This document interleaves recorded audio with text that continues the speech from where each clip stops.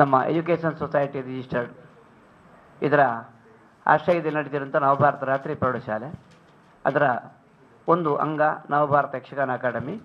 ಇದರ ದಶಮಾನೋತ್ಸವದ ಪ್ರಯುಕ್ತ ಹೇಳಲಿಕ್ಕೆ ನಾವು ನಿಮ್ಮನ್ನು ಭೇಟಿಯಾಗ್ತಾ ಇದ್ದೇವೆ.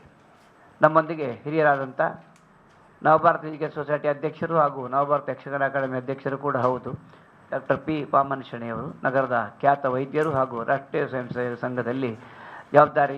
ಎಲ್ಲರಿಗೂ ನಮಸ್ಕಾರ.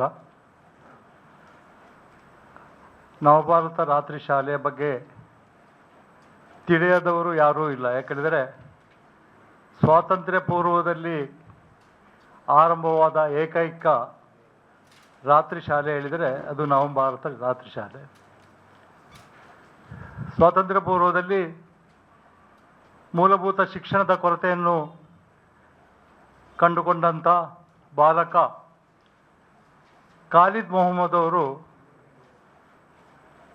ಶಿಕ್ಷಣದ ಅವಶ್ಯಕತೆಯನ್ನು ಅರಿತುಕೊಂಡು ಸಮಾಜದಲ್ಲಿ ಅವಿದ್ಯಾವಂತವರನ್ನು ಶಿಕ್ಷಣದ ಮೂಲಕ ಉತ್ತಮ ಪ್ರಜೆಯಾಗಿ ರೂಪೀಕರಿಸಬೇಕು ಎಂಬ ಉದ್ದೇಶದಿಂದ ಅದರ ಕನಸು ಹೊತ್ತು ನಡೆಯುತ್ತಿದ್ದ ಬಾಲಕ ಖಾಲಿದ್ ಮೊಹಮ್ಮದ್ ಮುಂದೆ ಬದ್ರಿಯಾ ಶಾಲೆಯಲ್ಲಿ ಇಂಗ್ಲೀಷ್ ಪ್ರಾಧ್ಯಾಪಕರಾಗಿರುವಾಗಲೇ ಅವರ ಕನಸು ನನಸಾಗುವಂಥ ಒಂದು ವ್ಯವಸ್ಥೆ ಆಯಿತು.